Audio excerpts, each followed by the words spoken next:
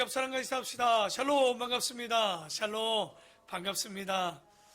오늘도 이렇게 함께 하신 우리 귀한 아름다운 본교회 성도님들, 또 이 자리에 함께 예배하는 모든 분들, 또 영상으로 드릴 수밖에 없어 영상 드리는 우리 모든 분들에게 동일한 은혜, 동일한 복이 함께 하기를 소망합니다.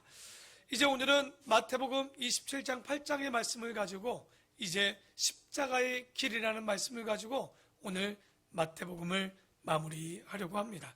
오늘 우리가 보는 마태복음의 이야기는요, 우리가 잘 알듯이 예수님께서 십자가의 길을 가게 되기 전에 재판과 그리고 그 판결, 그리고 십자가, 그리고 부활까지의 이야기를 오늘은 다루고 있습니다.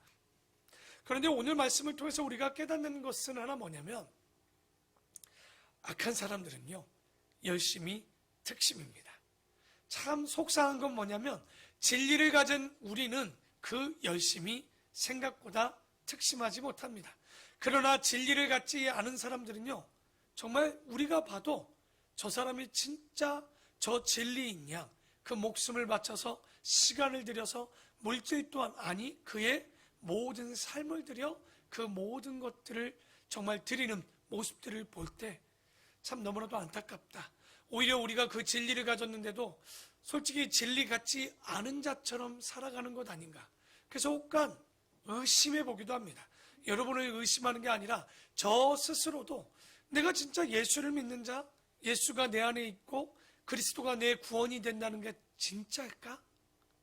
라는 의문을 던져봅니다. 왜?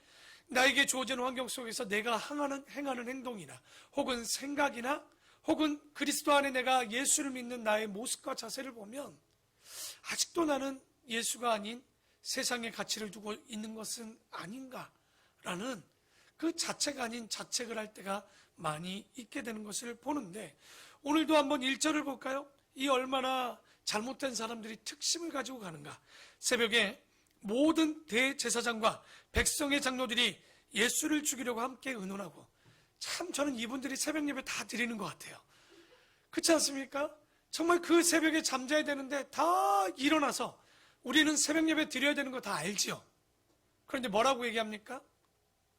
피곤해서, 혹은 정말 어저께 늦게 자서 밤에 잠이 안 와서, 늦잠을 자서 여러 가지 이유를 댑니다. 근데 더 놀라운 건 우리가 참 월드컵이나 이럴 때 보면 사람들이 새벽 3시에 일어나서 축구를 봅니다.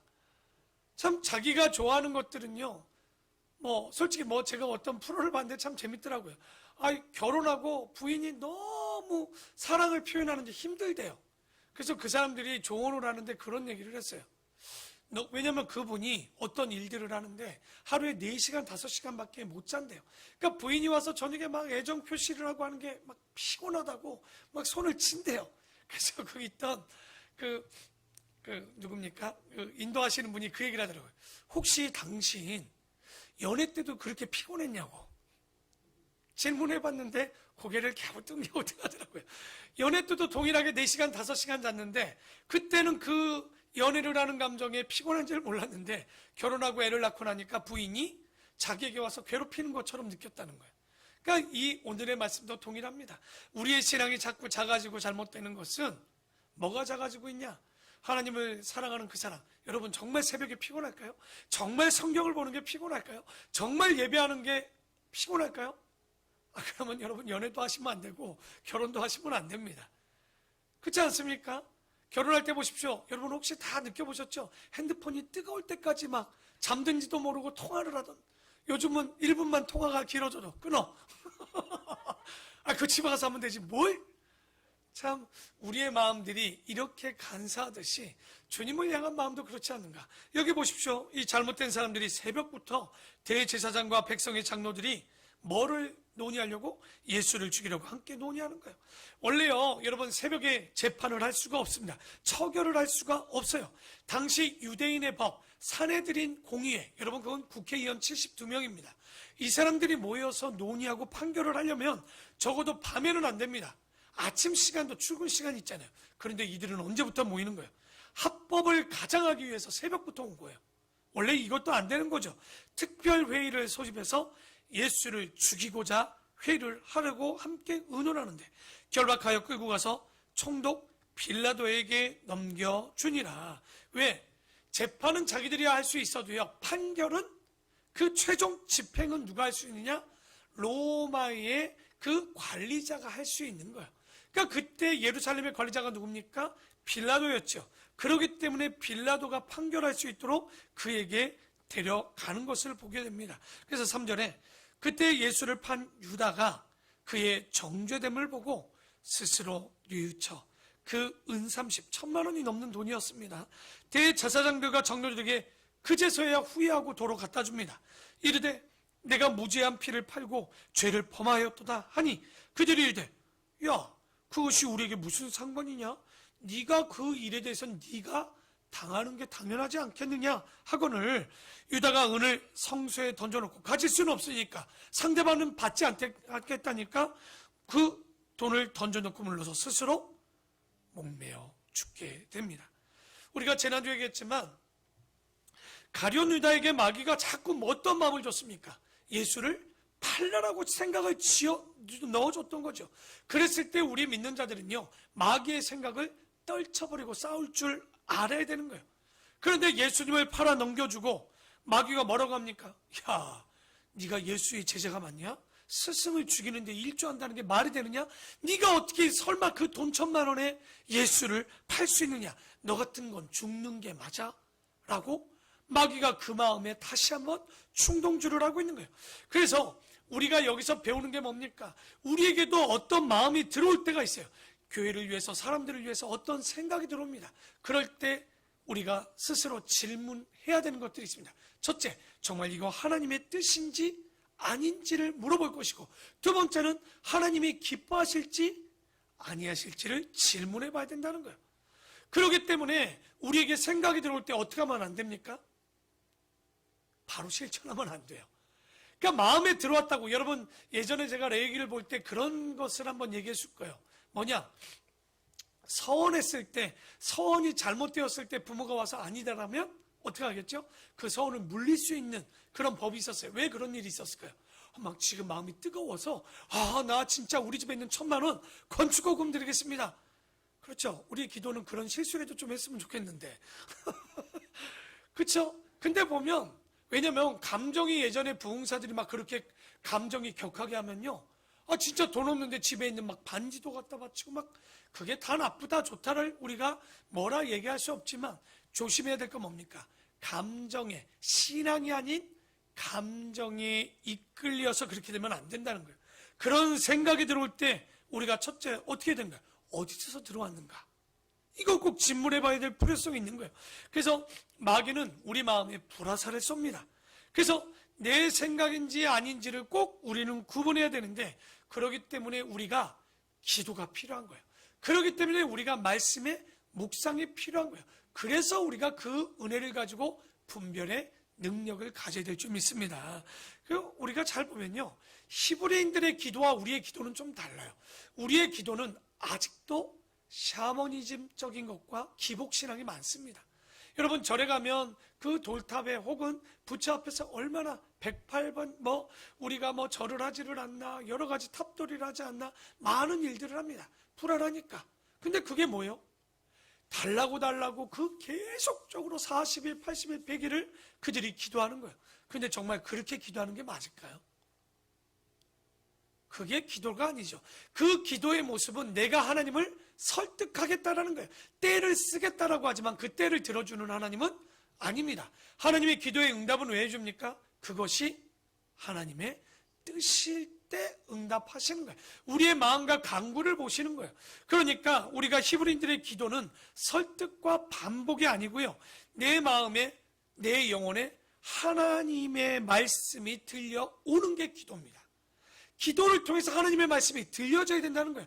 그러니까 우리가 하늘에서 이루어진 것 같이 하나님의 뜻이 들려야, 그 마음이 내 밭에 뿌려져야 그 기도를 할 때 그것이 응답되는 거예요. 그러니까 우리는 생각대로 기도하지만 그게 아닙니다.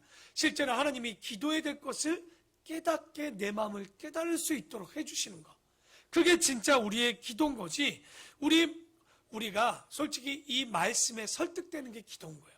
내가 주님을 설득하는 게 아니라 말씀을 보면서 내가 죄인이었구나 깨닫고 이 죄에 대한 자복이 있고 회개가 있는 거예요. 내가 말씀을 보다 기도하다 보니 열심 없는 나의 모습을 보면 어떻게 하는 거예요? 내가 주님 앞에 열심을 다해 다시 열정을 갖고자 하는 기도, 이런 기도가 나와야지. 뭐 이거 해주세요, 저거 해주세요, 무슨 심부름 센터가 절대 하나님은 아니라는 얘기입니다. 그래서 예수님도 우리에게 기도할 때 뭐라고 합니까? 이방인들처럼 뭐 하지 말라? 중언, 부언이 뭡니까? 똑같은 말을 겹쳐서 기도하고 반복하지 말라라고 얘기합니다. 우리의 사리 사욕이 아닌 하나님의 뜻에 하나님께 설득되어 내가 깨달으면, 여러분 기도하다 그런 적 있죠? 기도하는데 오늘따라 그 사람들을 많이 보여주는 적이 있어요. 그럴 때 뭐 하라는 얘기예요? 그들에 대한 기도가 필요한 걸 깨닫는 거예요. 그러니까 나는 이 사람 기도하고 싶은데도요, 어떤 날은 이 사람 기도 안 되고 오히려 다른 사람을 기도하도록. 근데 진짜 뒤에 물어보면요, 희한한 일이 있죠. 그런 사람들이 정말 어려운 시기를 그때 겪고 있는 거죠. 이렇게 우리가 주님께 설득되고 깨닫게 하시는 게 오히려 기도라고 얘기합니다. 그래서 가룟 유다의 실수를 보면서 우리가 깨닫는 것은 이것이 하나님께서 온 건지, 이 뜻이 마귀에게서 온 건지, 혹은 사람들의 말 때문에 내가 또 그것에 빠져서 온 것인지를 구별할 필요성이 분명히 있습니다. 그래서 생각이 난다고 자기 맘대로 행해서는 아니 될 것이고, 우리가 말씀과 묵상과 기도로 분별해야 되겠죠. 그런데 지금 가룟 유다는 딱 보면 마귀가 예수님의 팔 생각을 넣었는데 묻지 않았던 거예요. 자기 생각인 줄 알았어요. 예수를 파는 것이 자기의 욕심인 줄 알고 팔 줄 알았지만, 요한은 뭐라고 했습니까? 저거 다 마음에게 이 마음을 빼앗겼다, 사단이 들어왔다라고 얘기하지 않습니까? 그것 때문에 움직였다고 사도 요한은 또 얘기를 하죠. 그래서 우리가 까뜩하면 내 뜻과 마귀의 뜻에 하나님의 뜻도 아닌데 움직일 수 있기 때문에 항상 우리가 깨어져 있고, 오늘도 보면 진짜 가룟 유다가 은 30냥에 예수를 팔았을까요? 잘 보시면 돈은요, 이미 가룟 유다가 연복에 넣어서 만지던 사람이 가룟 유다였어요. 그걸 보면요, 돈 필요하면 얼마든지 갖다 쓸 수 있었다는 얘기예요. 그리고 그 돈을 대제사장들과 장로들에게 뿌리고 갔다는 얘기는 돈의 욕심이 있었던 것이 아닌 거예요. 돈의 욕심이 있었다면 그걸 갖고 도망가든지 잘 살든지 하는 게 맞았겠죠. 곧 그 얘기는 사단에게 마음을 빼앗겼다는 것을 우리가 볼 수 있는 거예요. 근데 문제는 3절입니다. 다 같이 한번 읽어볼게요. 3절 읽어보겠습니다. 시작.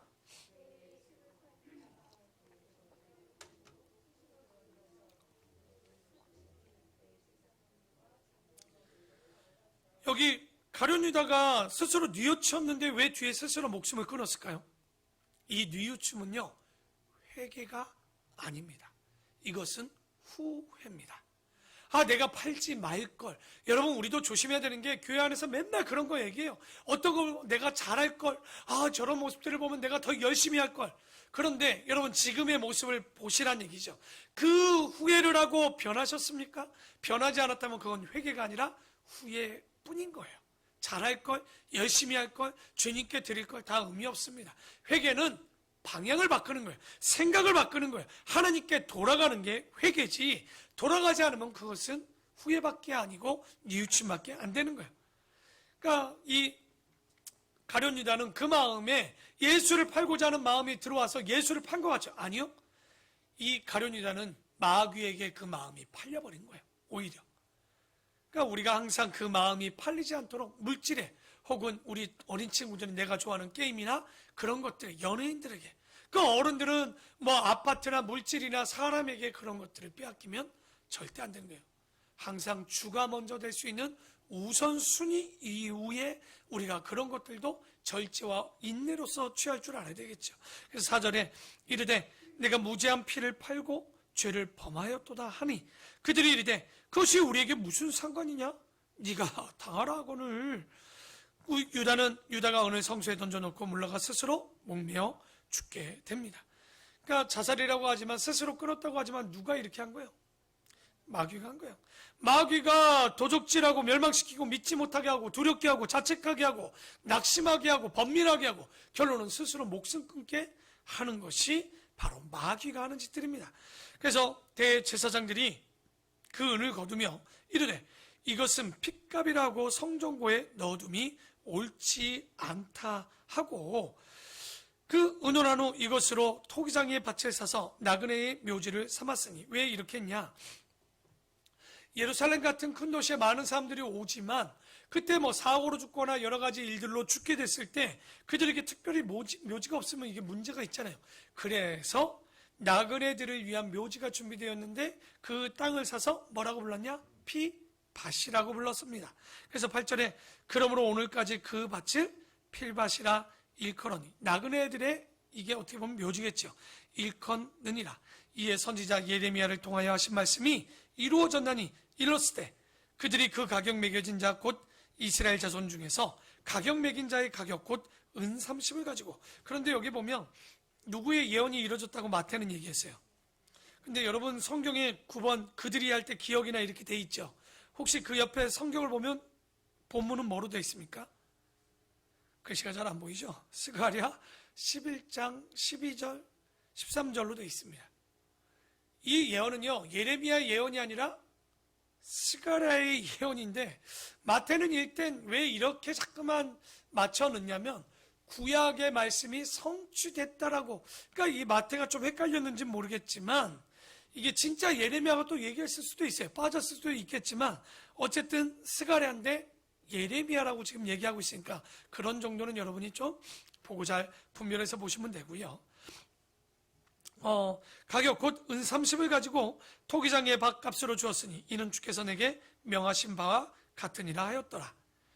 이제 예수께서 총독 앞에 섰음에 총독 빌라도죠, 물어 이르되 네가 유대인의 왕이냐?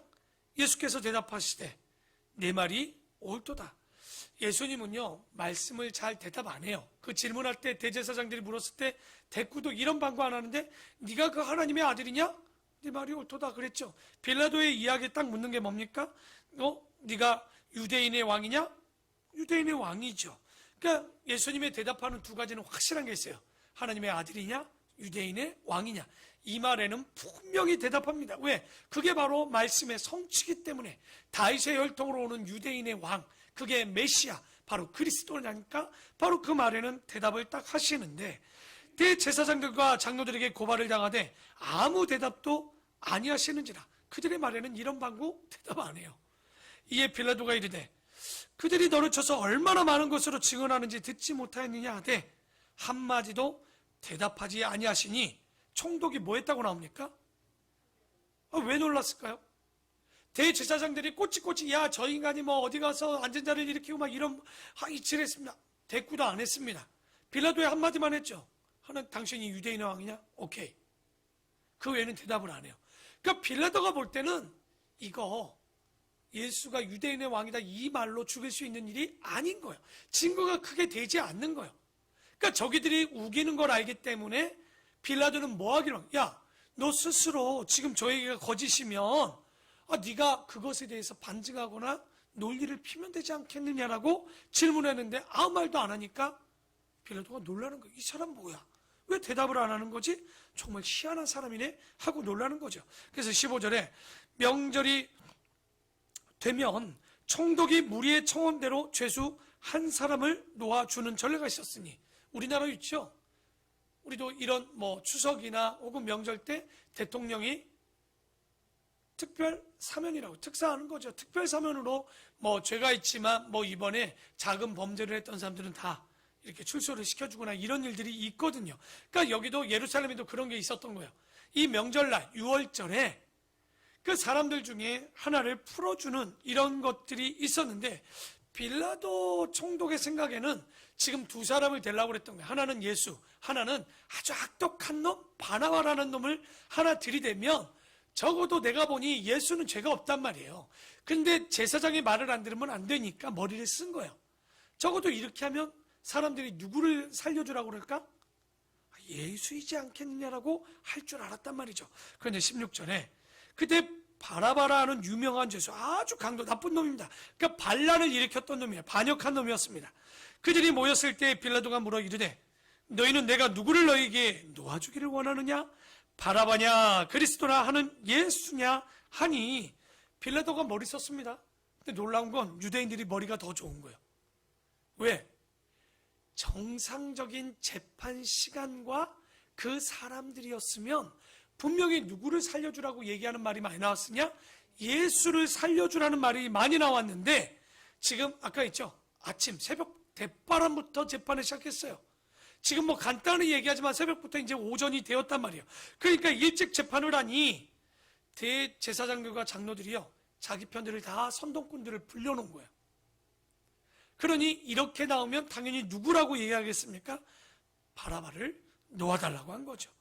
그러니까 본디오 빌라도가 지금 회중 파악이 잘 안 된 거예요. 지금 실수를 한 거죠. 그래서 18절에 이는 18절이죠. 이는 그가 그들의 시기로 예수를 넘겨준 줄 알기 때문에 살리려고 본디오 빌라도가 파악을 하고 이런 조건을 걸었던 건데, 총독이 재판석에 앉을 때 그의 아내가 사람을 보내어 이르되 저 옳은 사람에게 아무 상관도 하지 마옵소서. 오늘 꿈에 내가 그 사람으로 인하여 애를 많이 태웠나이다. 빌라도 부인의 꿈에 나타났나 봐요. 그러니까 뭐 혹간에는 이 빌라도 부인이 신앙을 가졌다라는 얘기도 있고 여러 가지가 이야기가 있지만, 어쨌든 꿈에 죄 없는 사람을 정말 죄 있다 하면 자기 남편이 어려움을 당할 거라는 이런 꿈을 꿨기 때문에 지금 딱 남편에게 하는 거죠. 실수하지 않기를 남편이 바라면서 그에게 부탁까지 한 거예요. 그랬더니 대제사장들과 장로들이 무리를 권하여 바라바를 달라게 하고 예수를 죽이자 하게 하였더니, 총독이 대답하여 이르되 둘 중에 누구를 너희에게 놓아주기를 원하느냐? 이르되 바라바 난리가 난 거예요. 이게 진짜 정말 빌라도가 지금 입장이 곤란하게 됐습니다. 부인도 살려주라고 하지 자기도 봐도 예수는 죄가 없단 말이죠. 그랬더니 빌라도가 이르되 그러면 그리스도라는 예수를 내가 어떻게 하랴? 어떻게 하랴 하는 얘기는 나 안 죽이고 싶다라는 거예요. 니들이 해놓고서 왜 나한테 이러느냐? 근데 이것도요, 이렇게 얘기하면 안 됐지. 죄가 없으면 없다라고 놓아주라고 하는 게 더 맞았을 텐데, 빌라도가 어떻게 하랴 하니 그들이 다 이르되 십자가에 못 박혀야 하겠나이다. 그러니까 누가복음에 보면 여기 이제 23절에 나오네요. 한번 볼까요? 빌라도가 이르되 어찌미냐 무슨 악한 일을 하였느냐? 예수가 그들이 더욱 소리질러 이르되 십자가에 못 박혀야 하겠나이다 하는지라. 이게 보면 누가복음에는요, 저기에 소리가 이긴 자들을 통해서 바라바를 살려줬다라고 나옵니다. 그러니까 교회에서 목소리 큰 사람 치고 좋은 건 없어요.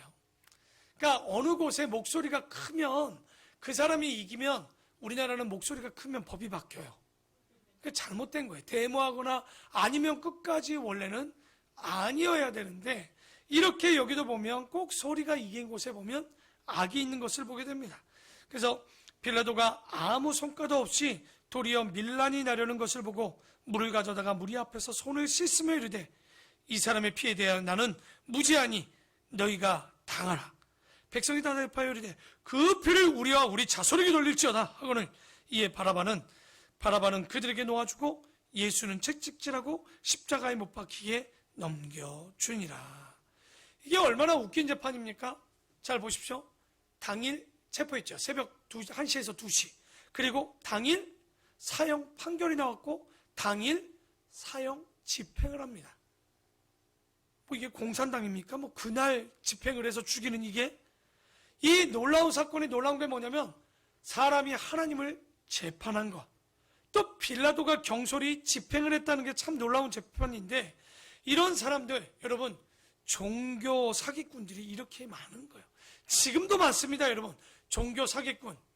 누구라 얘기 안 하겠지만 지금도 보면 이런 종교를 팔아먹고 예수를 팔아서 자기들의 이득을 취하고 정치의 한쪽에 편애하는 자들이 있죠. 그리고 정치 사기꾼들이 얼마나 많습니까? 언론 사기꾼이 얼마나 많습니까? 여러분, 우리가 이럴 때 해야 되는 게 뭐예요? 분별할 줄 알아야 돼요.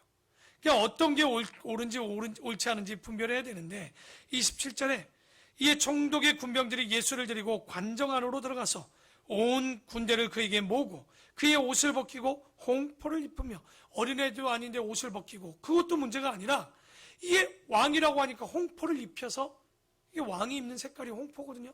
조롱하는 거예요, 조롱. 네가 왕이라니까 한번 입어봐라 하고 홍포를 입히며 가시관을 엮어 그 머리에, 왜? 왕이니까 면류관 쓰란 얘기입니다. 그리고 갈대를 그 오른손에 들리고 그 앞에 무릎을 꿇고 희롱하여 장난을 치고 있는 거죠. 왕이라고 이르며 유대인의 왕이여 평안할지어다. 이게 뭐 하는 짓거리입니까? 그에게 침 뱉고 갈대를 다시 빼앗아 그의 머리를 치더라. 희롱을 다 한 후 홍포를 벗기고 도로 그의 옷을 입혀 십자가에 못 박으려고 끌고 나가니라. 참 우리가 이런 것들을 보면 굉장히 단순하게 마태가 쓴 거예요. 원래는 이 이야기에는 한 사건이 더 있습니다. 누가복음에 보면 이 빌라도가요 이렇게 얘기합니다. 자기가 관여 안 하고 싶잖아요. 손 한번 씻는 걸로 끝내고 싶지 않으니까 도대체 예수가 어디 출신이야? 그러니까 갈릴리의 분봉왕, 갈릴리 지역을 다스리는 왕은요 헤롯이었습니다. 그러니까 예수님이 누구 앞에 다시 가냐? 헤롯 앞에 갑니다. 왜? 헤롯 왕이 그 영역 대표자이니까 그곳에서 판결을 받으라고. 그랬더니 이 헤롯이 지금 어떤 심령의 상태였냐면 세례 요한이라는 선지자를 죽였잖아요. 참수했잖아요. 그것 때문에 양심의 마음에 찔려서 너무 괴로워하고 있었단 말이에요. 그런데 그때 또 예수님의 얘기도 들렸죠. 이 사람이 여러 가지 이적을 가졌다니까 두려움 반 호기심 반. 왜? 세례 요한이 부활했다는 소리도 했었잖아요. 그러니까 이 예수가 자기 앞에 오니까 묻는 거예요. 야, 네가 물로 포도주를 만든다고 하다는데 자, 물을 갖다 줄 테니 한번 포도주를 한번 만들어 보아라. 예수님이 대꾸했겠습니까? 안 되죠. 그러니 그 물을 예수의 얼굴에 찌끌면서 다시 본디오 빌라도에게 보내는 그런 장면이 나오죠. 그래서 그 뒤에 지금 사형 집행이 일어난 거예요. 그러니까 이게 그냥 이렇게 일어난 게 아닌 거죠. 그래서 이 모습을 볼 때 마태는요 왜 이걸 못 봤을까요? 아마도 예수 붙잡을 때 다 도망갔잖아요. 제자들이. 베드로도 부인했고. 그러니 이게 아마도 누가가 이것을 찾아내어 다시 기록하지 않았나 싶습니다. 그래서 이 이야기를 보면 예수님이 얼마나 고통스러웠을까. 새벽 1~2시에 포로로 잡혀와서 빌라도와 헤롯에게 여기저기 끌려가서 어떻게 보면 채찍에 맞고 돌에 맞고 침뱉음을 당하고 조롱을 당하고. 그러니 원래는요 십자가형이요 그 십자가에서 사형틀이 왜 힘든 거냐면 건장한 청년들이 못 박으면요 그날 죽지 않아요. 짧게는 3일에서 일주일 넘게 삽니다. 그러면 까마귀들이 와서 산 사람을 쪼기도 하고 막 정말 눈이나 이런 데를 쪼기도 하거든요. 그게 얼마나 차라리 참수를 당하는 게 그들에겐 복인 거예요. 최악의 사형 집행이 십자가형이었거든요. 저주받은 자가 이 십자가에 죽는다라고 얘기하고 있는데, 그런데 예수님은요 오전 9시에 매달렸는데 오후 3시에 돌아가십니다. 단 6시간 만에 돌아가셔요. 이런 일이 절대 있을 수 없는 거예요. 왜 그렇겠습니까? 새벽부터 끌려가서 조롱을 당하고 채찍에 맞고 얼마나 고통을 당하는지 이 짧은 시간 만에 운명하는 장면을 보게 되는 거죠. 그래서 32절에 보면 이제 그 십자가를 지러 가는 그 길에 나가다가 시몬이라는 구레네 사람을 만나매 그에게 예수의 십자가를 억지로 지어지게 하였더라. 이게 아마도 예수님 말고 그때 누가 있었어요? 좌우에 있었던 강도들이 있었으니까 같이 갔단 말이에요. 그런데 그들은 별로 맞지도 않아서 굳이 십자가를 막 이렇게 넘어지는 일이 없어요. 지고 가들 일도 없었단 말이죠. 근데 예수님이 여러 번 넘어지는 거예요. 그게 바로 십자가의 길, 우리가 성지 순례 가면 그 표시가 되어 있습니다. 비아 돌로로사라고. 그러니까 예수님이 십자가를 죽어다 넘어진 지역에 표시를 해두었어요. 그리고 말한 곳에 그 말대로 쓰여진 그쪽에 있는데, 그러니까 로마 병사가 봐도요 예수님이 너무 고통스럽고 피를 많이 흘리니까 안 되겠다 싶으니 지나가도 누구를 보는 거예요? 구레네 시몬을 잡아서 억지로 십자가를 치게 합니다. 구레네 시몬이 왜 거기 있었겠습니까? 이방인인데. 이방인이지만 이 사람은 유대인인 것 같아요. 왜? 절기에 올라와 있잖아요 지금. 아마도 한쪽에 부모 한쪽에 유대인이었을 것으로 보이는데, 그러니까 예수님의 십자가를 억지로 치라니, 여러분 유대인의 법 중에 그런 거 아시죠? 오리를 걸으라면 그게 있어요 실제. 그러니까 이 로마인들 가운데서 로마인들이 이렇게 병정들이 이 십자가를 지고 하는 일들이 종종 있는데 재수없게 걸렸다라고 구레네 시몬이 생각했지만 뒤에 그가 예수를 알고 깨달았다면 어땠을까요? 정말 그 예수를 위해 그것을 감사가 아니라 정말 슬픈 마음을 가지고 대신 지지 않았을까? 어쨌든 지금은 물론이 그때에는 구레네 시몬이 억지로 십자가를 지고 있는데 골고다 갈보리산이죠. 즉 해골의 곳이라는 곳에 이르러 쓸개탄 포도주를 예수께 주어 마시게 하려 했더니 예수께서 맛보시고 마시고자 하지 아니하셨다. 쓸개를 탄 포도주예요. 왜 그랬을까요? 이거는 진통제예요. 고통을 줄이게 하려고 종종가다 이런 사람들이 오면 십자가형 틀이 너무나도 힘드니까 풍속처럼 이미 내려왔던 거예요. 그 쓸개탄 포도주를 먹이지만 예수님은 사용하시죠. 왜? 그 길을 걸어가셔야 되는 거예요. 지금 여러분 갈라디아 3장 13절 십자가에 달린 자마다 다 저주 받은 자라 했습니다. 근데 그 저주가 원래는 누구의 저주예요? 여러분이 죄의 삭슨 사망으로 갈 수밖에 없는 그 저주의 길인데 예수님이 우리를 위하여 대신 그 십자가의 저주의 길을 걸었기 때문에 우리가 구원을 얻는 거예요. 참 그 길은요 외로운 길이었고 고독의 길이었죠. 그래서 35절에 그들이 예수를 십자가에 못 박은 후에 그 옷을 제비 뽑고, 이거 시편 22편에 보면 놀랍죠. 그 십자가 밑에서 그 모습을 그대로 본 것처럼 이 이야기가 어떻게 보면 다윗 때라고 보면 900년 전에 예수님의 십자가를 보고 있는 듯한 그 내용이 그대로 되어 있어요. 그 옷을 어떻게 합니까? 제비 뽑아 갔다는 거죠. 그러니까 이 제비 뽑는 건 왜 제비를 뽑아 갔을까요? 사형 십자가 밑에 있는 사람들의 부수입이에요. 그 옷을 가지고 제비 뽑아 가져가지고 그것을 팔면 또 돈이 되니까 그렇게 했던 사형 집행자들의 부수입처럼 그렇게 돼 있었던 거죠. 그래서 거기 앉아 지키더라. 그 머리 위에 죄명을 원래 붙입니다. 십자가 위에. 근데 뭐라고 붙였죠? 유대인의 왕 예수. 원래는 이 제사장이나 이 못된 것들이 거기다 뭐라고 썼냐면 자칭이라고 써달라고 그랬어요. 자칭 유대인의 왕이라고. 저거 진짜가 아니라 자칭 유대인의. 근데 그거는 웃기는 소리 안 나요 하면서 유대인의 왕이라고 기록되었냐면, 여러분 이게 말이 됩니까? 죄목이 얼마나 없으면 죄목에 뭐라고 써놓은 거예요?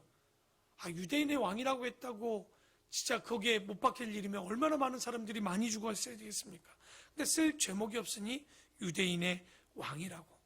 로마와 히브리어와 헬라어로, 아람어로 이렇게 좀 기록되어져 있었는데 38절에 이때 예수와 함께 강도들이 십자가에 못 박히니 하나는 우편에 하나는 좌편에 있더라. 그래서 지나가는 자들은 자기 머리를 흔들며 예수를 모욕하여 이르되, 야 성전을 얼고 사흘에 짓는 자여, 네가 만일 하나님의 아들이거든 자기를 구원하고 십자가에서 내려오라 하며, 또 그와 같이 대제사장들도 서기관들과 장로들과 함께 희롱하여 이르되, 그가 남은 구원하실 때 자기는 구원할 수 없도다. 그가 이스라엘의 왕이로다. 지금 십자가에서 내려올지어다. 그리하면 우리가 믿겠노라. 웃기는 소리 하고 있죠. 이게 다 비웃고 있어요. 근데 참 웃긴 건 비웃는 말이 틀린 말이 없어요. 왜 없을까요? 남을 구원하되, 그분은요 뭐 하는 자입니까? 구원하시는 분이에요. 이스라엘 왕이로다. 그거 맞는 말인 거예요. 비아냥거리고 있지만 그 말은 다 맞는 말이었죠. 그가 하나님을 신뢰하니 하나님이 원하시면 이제 그를 구원하실지라. 그의 말이 나는 하나님의 아들이라 하였도다 하며 함께 십자가에 못 박힌 강도들도 이와 같이 욕하였더라. 이것도 틀린 말이죠. 누가복음에 보면 두 강도가 같이 욕하지 않았어요. 한편 강도가 예수, 네가 하나님이면 야 스스로 내려오라. 우리를 한번 구원해봐라. 내가 믿겠다라는 말이 그 말 아니겠습니까? 그러니 우리가 누가복음을 또 살펴야 되는 이유는 그 자세한 내용이 또 거기에 나오기 때문에 그렇죠. 또 45절에 제6시, 그러니까 오후 6시, 새벽 6시 아니죠. 히브리인들의 시간표는 새벽 6시부터 시작합니다. 그러면 6시면 몇 시입니까? 정오죠. 오후 12시부터 정오 12시부터 온 땅에 어두움이 임하여 제9시 오후 3시까지 계속되더니 제9시쯤 오후 3시쯤 예수께서 크게 소리질러 이르되, 엘리 엘리 라마 사박다니.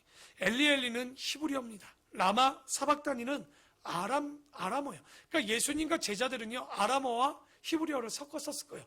그 갈릴리 북쪽이 원래 아람 쪽하고 가까워서 이 아람어를 굉장히 많이 썼는데, 그 내용이 뭐냐? 이는 곧 나의 하나님 어찌하여 나를 버리셨나이까.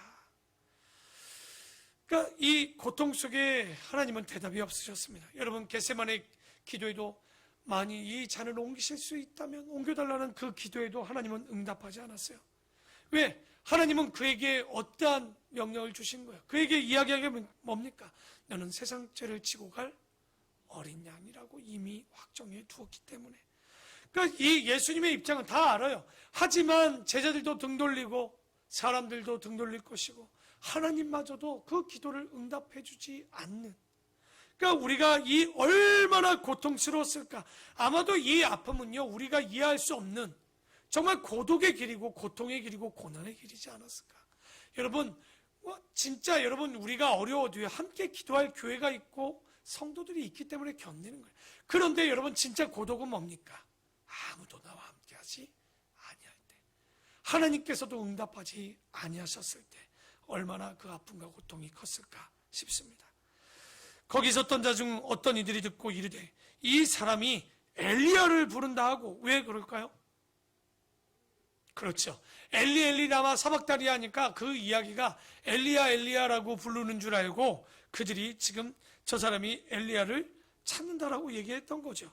그런데 거기 있었던 자 중 어떤 이들이 듣고 이르되 이 사람이 엘리야를 부른다 하고 그 중에 한 사람이 곧 달려가 해면은 뭐냐면요 헬라어로 스폰코스입니다. 스폰지입니다. 스폰지를 들고 가져다가 신 포도주에 적시어 갈대에 꿰어 마시게 하는, 아까 바로 진통을 좀 줄여주려고 애가 타서 이렇게 좀 했는데, 누군가가 옆에서 보는데 이것도 웬간한 고통이 너무 고통스러우니까 그 갈대에 꿰어 마시게 하고는 그 남은 사람이 이르되 가만두라. 엘리야가 와서 그를 구원하나. 원래 하나님인데요. 구원하나 보자 하더라. 참 보면요 다른 이 사람들의 이야기들을 보면 우리가 그래서 말 잘해야 돼요. 지금도 이런 사람들이 있어요. 사람들이 힘들 때 빈정거리면서 얼마나 저 못했으면 죽을 일이 있으니까 저 죽었겠지. 참 사람들 댓글 다는 거 보면요 정말 악해도 너무 악합니다. 죽음 앞에서만큼은 애도할 줄 알아야 되는데 요즘은 진짜 사람들이 금수마도 못하다는 말이 진짜 이게 사람 같지 않은 인간들이 너무 많은 것 같아요. 참 이때도 보면 지금 옆에서 빈정거리고 함부로 말하는 사람들이 있는데 예수께서 다시 크게 소리 지르시고 영원히 떠나시죠. 그런데 이렇게 떠나지 않죠. 다른 복음서에서는 어떻게 합니까? 아버지여 내 영혼을 아버지의 손에 부탁하나이다 라고 하시고 목숨을 내가 다 이루었다. 여러분 기억나시죠? 그러고 돌아가시는데 이에 성소 위장이 위로부터 아래까지 찢어져 둘이 되고 땅이 진동하며 바위가 터지고, 참 이 놀라운 일들이 지금 벌어지면서 52절에 무덤들이 열리며 자던 성도의 몸이 많이 일어나되 예수의 부활 후에 그들이 무덤에서 나와서 거룩한 성에 들어가 많은 사람에게 보이니라. 이게 놀라운 일이 좀 있는 거예요. 예수님이 돌아가실 때 무덤 안에 있는 자들이 부활했다라고 나옵니다. 그러니까 왜 그랬을까요? 그러니까 예수 그리스도가 죄와 사망의 권세를 이긴다라는 상징적으로 이런 상징적인 내용을 좀 보여주는 것 같은데 53절에 자 예수의 부활 후에 그들이 무덤에서 나와서 거룩한 성에 들어가 많은 사람에게 보였다. 이게 마태복음에서 나오는 난제 중에 또 하나입니다. 그러니까 어려운 문제인 거예요. 왜? 다른 복음서에는 이런 내용이 없어요. 왜 일어났는지. 그러니까 예수님의 부활처럼 나오고 있지만 예수님을 또 만나거나 누구를 또 이 사람들이 만났다는 내용이 나오지 않아요. 거룩한 성은 어디겠습니까? 예루살렘이겠죠. 그런데 이 사람들을 본 누구도 나타나지 않습니다. 그러니까 예수님이 일어날 때 이런 자들도 함께 부활했다라고 하는데, 그러니까 사흘 후에 이들도 함께 일어나서 어디를 돌아다녔는지 뭘 했는지 전혀 신약 성경 안에는 나오질 않아요. 그래서 해석도 어떻게 할 수 없습니다. 이건 그냥 난해한 부분입니다. 그래서 넘어가고요. 54절에 백부장과 및 함께 예수를 지키던 자들이 지진과 그 일어난 일들을 보고 심히 두려워하여 이르되 이는 진실로 하나님의 아들이로소이다. 누가 이 고백을 했죠 지금? 백부장입니다. 로마 백부장이, 그러니까 예수가 하나님의 아들이다, 하나님이다, 뭐 이런 얘기를 막 들었던 거죠. 그런데 오후 12시부터, 정오후 12시부터 0시부터 3시까지 껌껌하더니 지금 또 무슨 일이 일어났습니까?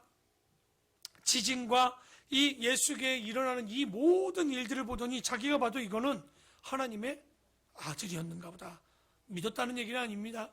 그 사람이 고백을 했다는 얘기죠. 그래서 백부장과 및 함께 예수를 지키던 자들이 지진과 그 일어난 일들을 보고 심히 두려워하여 이르되 이는 진실로 하나님의 아들이었도다 하더라. 예수를 섬기며 갈릴리서부터 따라온 많은 여자가 거기 있어 멀리서 바라보고 있으니 그 중에 누가 제일 먼저 나와요? 막달라 마리아가 맨 앞에 나왔다는 것은 여러 가지겠죠. 리더이든지 아니면 나이가 많든지. 아마도 나이가 그 여인 중에 가장 많은 여인이 막달라 마리아, 또 야고보와 요셉의 어머니 마리아와 또 세베대의 아들들의 어머니 살로메도 그 자리에 있었던 거죠. 아마도 예수님의 어머니이지 않았을까 이렇게 보이는데, 그분들이 예수님의 죽음 앞에 다 보고 슬피 울며 울고 있는 거죠. 그래서 저물었을 때 참 놀라운 일이 또 하나 벌어져요. 아리마대의 부자 요셉이라는 사람이 왔으니 그도 예수의 제자라. 그러니까 제자인데 12제자는 아닙니다. 그리고 여기 보면 저물었다기보다는 해지기 전이라고 하는 게 맞아요. 저물었으면 십자가에서 그 예수를 내리는 것이 아무것도 안 보이기 때문에 내리기가 쉽지 않습니다. 그리고 지금은 목요일이라고 그랬죠. 이제 금요일이죠. 전날이었죠. 금요일 날 이제 십자가에 못 박혔죠. 그 다음 날이 뭡니까? 안식일이기 때문에 안식일에는 부정한 것을 만질 수가 없어요. 그러니까 언제 내리는 거예요? 이 시신을 금요일 날 저녁에 오후에 내리게 되는 거죠. 지금 그러니까 그 요셉이란 자가 지금 오고 있는데 이 사람이 부자인데 아마도 70인 제자 중에 들지 않았는가 이렇게 보는데, 그러니까 이 사람 근데 대단한 사람이에요. 부자고 알만큼 앉아있는데도 불구하고 세상 사람들은 다 예수를 이상하게 봤어요. 여러분 딱 보십시오. 예수님의 제자가 됐다? 이거 그렇게 쉽지 않은 이유는 예수가 경륜이 있습니까? 나이가 33밖에 안 됐어요. 그가 학자도 아닙니다. 그리고 예루살렘 출신도 아니고 랍비에게 교육을 받은 사람도 아닌 갈릴리 출신이었는데도 불구하고 이 아리마대 요셉이 예수의 제자가 되었다는 것은 그가 진짜 열린 마음과 구원받은 자가 아니었는가. 그러니까 아리마대 요셉이 제자가 됐다는 건 이건 놀라운 일이고요. 또 빌라도에게 그가 가서 이게 두려움도 없이, 제자들도 다 도망갔는데 왜 도망갔습니까? 너 같은 당이지 해서 도망갔잖아요. 베드로도 부인했잖아요. 그런데 그 빌라도에게 총독에게 찾아갈 정도면 그 사람이 높이가 또 있었다는 얘기죠. 그리고 예수의 시체를 달라 하니 이에 빌라도가 내주라 또 명령합니다. 참 요셉이 얼마나 당당히 예수의 시체, 잘못하면 같이 고통을 당할 수 있는데도 불구하고, 그래서 요셉이 시체를 가져다가 깨끗한 세마포로 싸서 바위 속에 판 자기 새 무덤에 넣어두고 큰 돌을 굴려 무덤 문에 놓고 가니, 그러니까 우리나라 무덤하고는 다릅니다. 거기 막달라 마리아와 다른 마리아가 무덤을 향하여 앉았어요. 왜 그랬을까요? 일단은요, 아마 이 여인들이 앉았었던 일들은 그 향유를 바르고 어떻게든지 먼저 기다리고 있었는데 굴이 막혀버렸어요. 일단은 그 시즌이 어떻게 벌써 와버려서 그 돌을 막는데, 우리의 무덤은 어떡합니까? 분봉을 세우죠. 근데 거기 가면 이제 히브리인들, 이스라엘 사람들이 하는 묘지를 보는데 돌이 굉장히 큽니다. 혼자 여인들이 밀 수 없을 정도의 무게의 돌이 동굴처럼 된 곳에 그 돌을 막아서 그 안에 시신을 이제 그 안에 두는. 그래서 우리 창세기 50장에 보면 우리 기억납니까? 아브라함과 사라의 묘지를 무슨 굴이라고 불렀어요? 그때 막벨라 묘지라고 안 하죠. 막벨라 굴이라고 그때 얘기했죠. 바로 히브리인들의 풍습은 그 묘지가 바로 그런 식으로 되어 있어서 그 돌 안에 장사되었는데, 62절에 그 이튿날, 다음 날이 뭐냐? 준비일 다음 날이에요. 준비일이 금요일이고요. 안식일을 준비하게 하는 준비일, 그 다음 날이라면 당연히 그 다음 날이 안식일이라. 대제사장들과 바리새인들이 함께 빌라도에게 모여 이르되, 또 빌라도에게 또 뭐를 부탁합니다. 주여, 저 속이던 자가 살아있을 때 말하되 내가 사흘 후에 다시 살아나리라 한 것을 우리가 기억하노니. 대단합니다. 기억할 사람들은 기억을 못하고 기억 안 할 사람들은 이런 거 어떻게 또 다 기억력이 참 이 못된 것들이 좋습니다.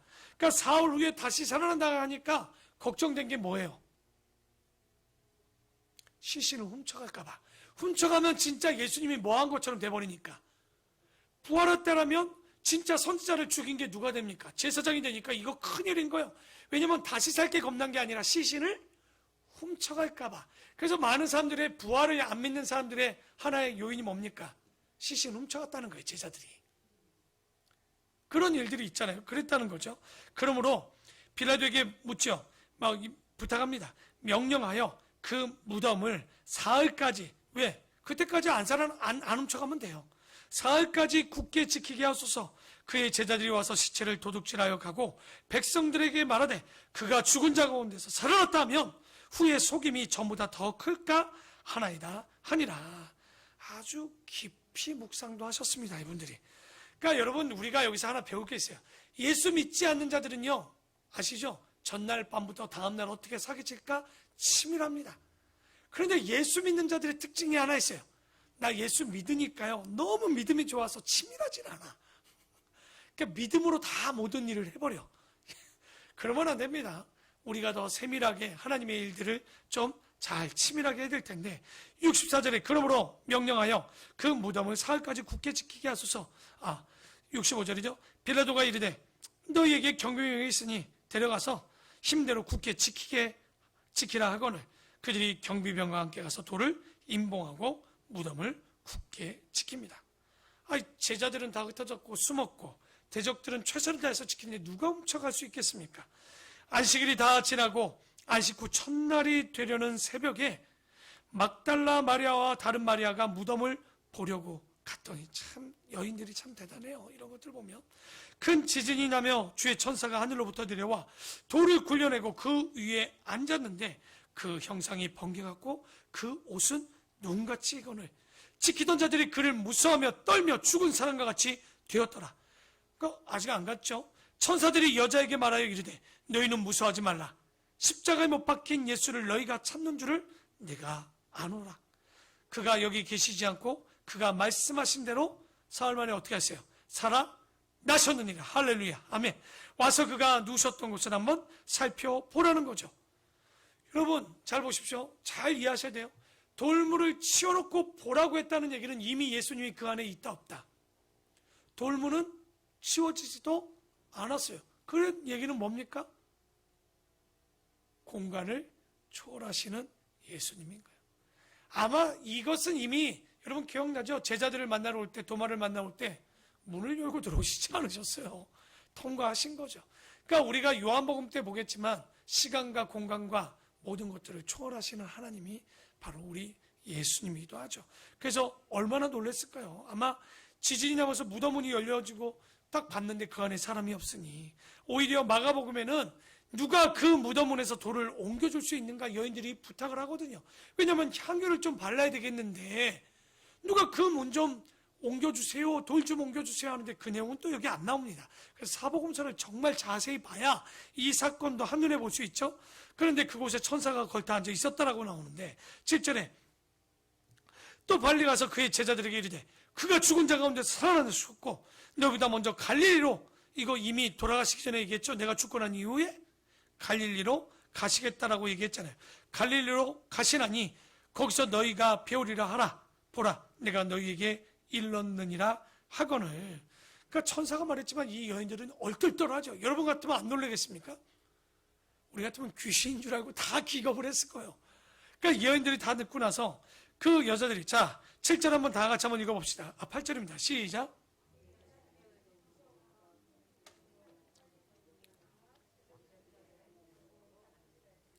여러분 무서움과 큰 기쁨은 뭐예요? 무섭기도 하고 기뻐. 감정이 복합적이라는 거야. 너무 예수님이 산다고 기쁜데 또 무서워. 저 천사가 돌문을 무너뜨렸죠. 예수님은 안 계시죠. 이게 뭐지? 머릿속에 너무 놀랐는데 9절에 예수께서 그들을 만나 이르되, 히브리어로 하면 이게 뭐예요? 근데 뭐가 안 맞아. 왜입니까? 예수님께서 그들이 만나서 안녕? 이렇게 인사했을까요? 정말? 평안하냐? 이렇게 인사했을까요? 이게 번역이 너무 의역됐어요. 헬라어로도 이게 샬롬의 뜻이 아닙니다. 카이레테라는 말은 기뻐하라라고 얘기합니다. 왜 기뻐하라라고 했을까요? 너희들이 정말 맥이 빠지고 내가 죽은 것 때문에 슬퍼하고 어두운 가운데 있지? 막달라 마리아에게 얘기한 거 뭡니까? 평안하라? 이거 아닙니다. 너희들 그런 거 걱정하지 말고 이제부터 뭐 하라는 거예요? 기뻐하라. 슬픈 가운데 이 부활을 기뻐하라. 진짜 기뻐할 것은 예수의 부활이니 기뻐하라. 여러분, 우리가 나서부터 죽을 때까지 가장 기뻐할 일이 뭡니까? 예수님이 부활하시고 죽음의 권세가 깨어졌다는 이 사실이 우리에게 가장 기쁜 소식 아닙니까? 이게 복음 아닙니까? 예수님이 죽은 것도 우리에게 복음이지만 그 예수가 다시 부활하시고 다시 사셨다가 진짜 부활이 되는 거죠. 그래서 이것이 말로 평안이 아니라 기뻐하라라고. 여러분, 이거는요 색깔도 달라야 돼. 평안하냐? 옆에 황금으로 금글씨 써놔야 돼. 기뻐하라. 예수의 부활은 감탄사입니다. 정말 기뻐하고 우리에게 기뻐할 일이다. 이에 예수께서 이르시되 무서워하지 말라. 가서 내 형제들에게 갈릴리로 가라 하라. 거기서 나를 보리라 하시니라. 여기서도 예수님이 우리를 어떻게 보는지 참 감사합니다. 제자들에게 뭐라고 합니까? 내 제자들에게 안 해요. 예수님께서 그 제자들에게 형제들에게라고 얘기합니다. 그러니까 이게 우리를 동격으로 삼아주시는 거예요. 형제로 봐주시는 거예요. 또 버릇없이 또 예수님께 또 그러죠. 형제님 이러시면 또 안 되는 거예요. 우리는 그분 앞에 서면 뭐예요? 종이고 그저 우리가 뭡니까? 주님이라고 부를 수밖에 없는 존재지만 주님은 우리를 어떻게 생각하고 있는지, 나의 친구 같은 주님, 나를 형제처럼 생각해 주시는 주님. 이런 예수가 우리의 주님인데 뭐가 두렵습니까? 그래도 두렵습니까? 그러니까 이게 제가 첫 시간에 처음 얘기했던 모순인 거예요. 그 예수가 나를 형제라고 불러주고 그 예수가 죄와 사망의 권세에 있어서 부활하셨는데도 불구하고 우리는 도대체 뭘 두려워하는 걸까요?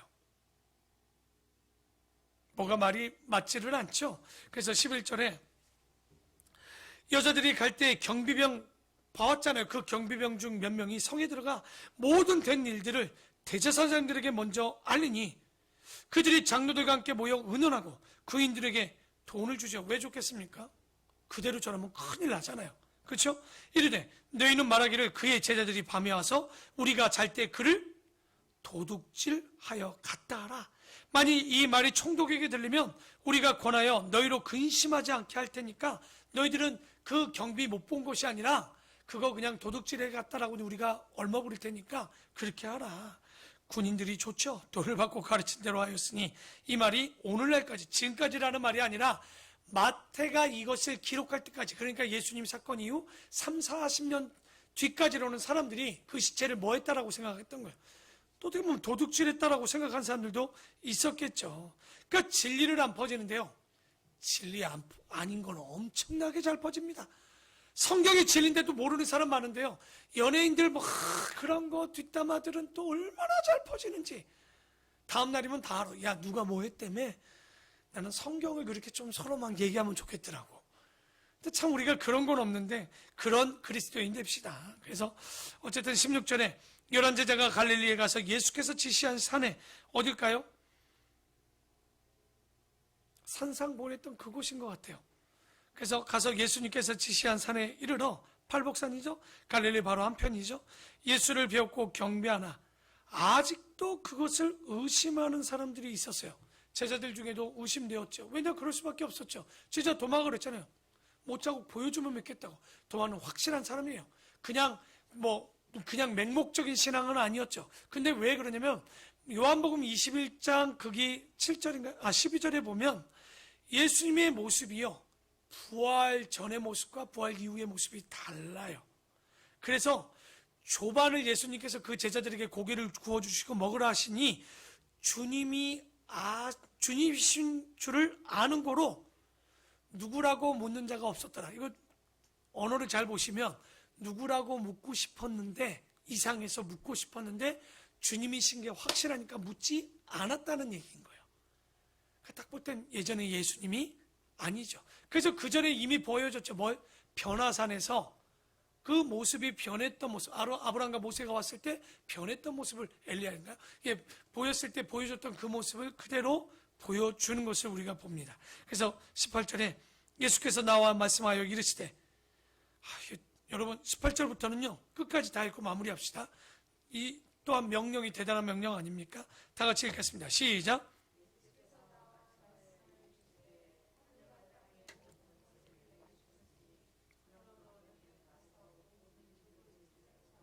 아버지와 아들과 성령의 이름으로 세례를 베풀고 내가 너희에게 분부한 모든 것을 가르쳐 지키게 하라. 볼지어다 내가 세상 끝날까지 너희와 항상 함께 있으리라 하시니라. 아멘. 그러니까 18절부터 20절까지는요 예수님의 지상 명령이라고 우리가 알고 있는 그 선포인데 대단한 선포입니다. 우리는 예수를 믿으니까 이 말이 별로 놀랍지 않지만 여러분 세상 어떤 사람이 18절 봅시다. 하늘과 땅의 모든 권세를 예수 자신에게 주셨다라고 얘기할 수 있는 사람이 누가 있을까요?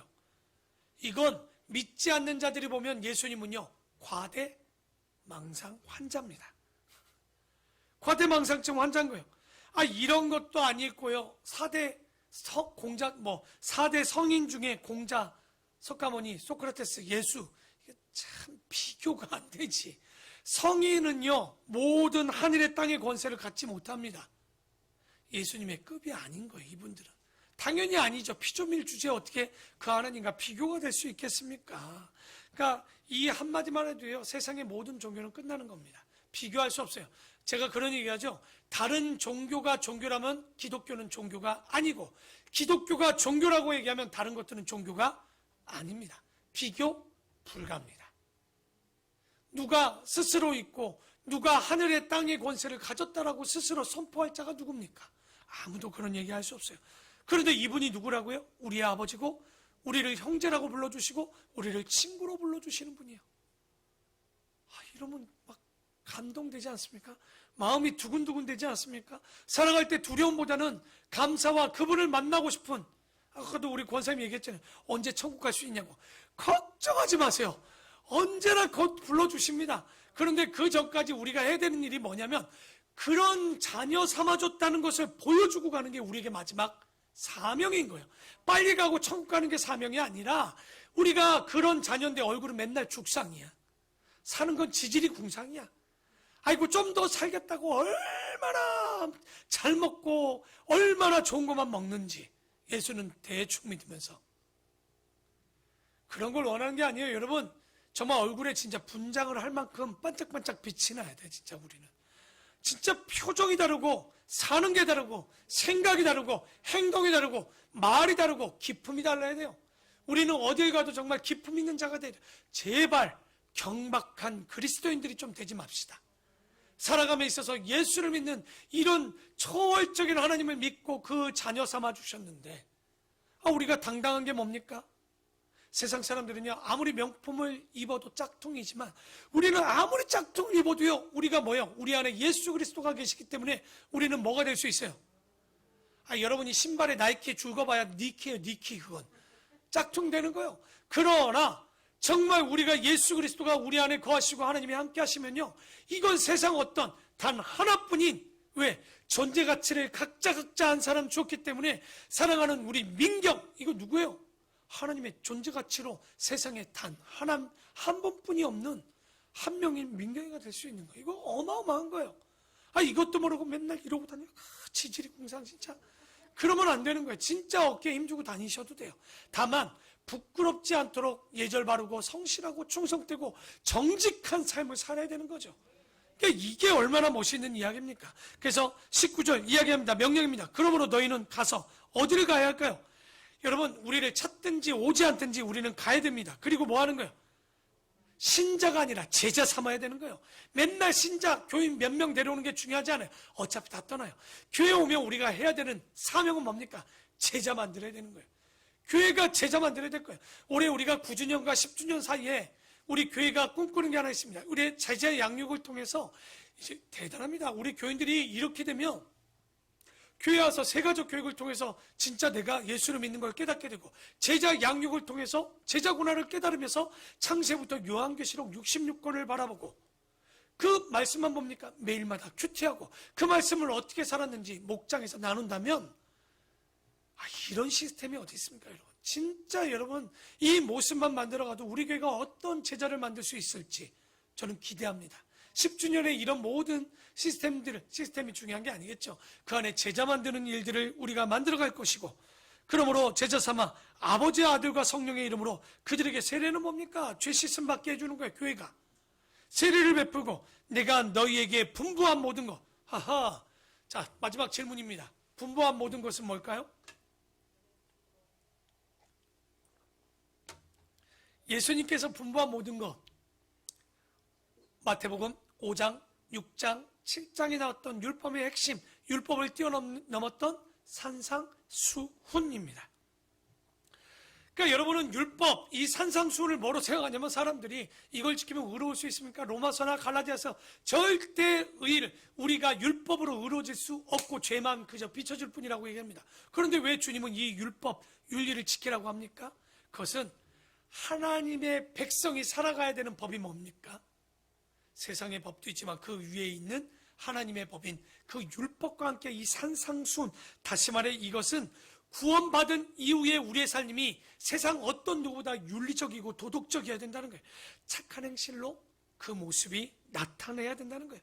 그러니까 그리스도인의 향기가 이 윤리 도덕적인 모습으로 나타나야 되는데 맨날 구약은 율법이고 신약은 은혜래. 개똥 철학 같은 소리 하지 마십시오. 은혜 가지고 살았는데 기독교가 이 모양입니까? 그러면? 은혜 가지고 살았는데 교회가 이 모양이고 목회자들이 이 모양입니까? 잘못 배운 거예요. 하나님의 사랑 기가 막히죠. 호세아서 보면 그런 사랑, 진짜 그런 사랑 가질 수가 없는 거예요. 그런데 그 사랑을 받은 우리의 모습은 뭡니까? 남편 두고 가서 몸 파는 여자입니다. 남편 두고 돈 주고 몸을 파는 여자예요. 이게 말이 되는 모습입니까? 그게 아닌 거예요. 이제 주님이 꿈꾸는 진짜 하나님의 자녀는요, 그 윤리도덕적으로 이 향기가 정말 그 세상 끝까지 전해지기를 원하는 우리의 모습으로, 얼굴로. 여러분, 이제 죽기까지 우리가 해야 되는 건 단 하나밖에 없는 거예요. 가서 전하는 거예요. 바로 그 전함, 바로 하나님의 사랑을, 그 윤리도덕을 지키며 넘치는 향기를 존경받는 사람이 되셔야 돼요, 여러분. 그래서 세상 분부한 모든 것을 가르쳐 지키게 하라. 볼지어다 내가 세상 끝날까지 너희와 항상 함께하리라. 근데 아무나 항상 함께하지 않습니다. 마지막 너희와 함께 어떤 사람입니까? 하늘의 땅과 세상의 그 권세가 예수에게만 있는 것이 아니라 그 명령을 받들어가는 사람. 두 번째, 모든 민족에게 제자 삼는 사람. 세 번째, 세례를 베풀고 세상과 구별된 사람. 그리고 분부한 모든 것, 요절 아닙니다. 분부한 모든 것을 가르쳐 지키게 하는 사랑과 살아가시겠다는 거예요. 함께 하시겠다는 거예요. 오늘 결론합니다. 주님과 함께 하면요, 끝났습니다. 게임은 끝난 거예요. 뭐가 더 있겠습니까? 여러분, 우리가 주님의 지상 명령은요, 국내든 해외든 뭐 하라는 거예요? 가르쳐 지켜 전파라는 얘기죠. 선교입니다. 우리 교회가 이제부터 해나가야 되는 일들은 권사, 장로, 집사 되는 직분이 중요한 것이 아닙니다. 뭡니까? 선교하는 거예요. 창세기 1장 1절부터 복음을 전하고 해외에 선교하고 가르쳐 지켜나가는 거. 그래서 우리가 18, 19, 20절 이 세 절은요, 세 절밖에 안 되지만 부활 후 최고의 권위와 권세가 나타나는 가장 강력한 메시지인 줄 아시고, 우리 아름다운 본교의 모든 성도님들, 이 말씀을 듣는 우리 모두가 지상 명령을 잘 수행해가는 교회와 그리스도인들이 되기를 축원합니다. 기도하겠습니다.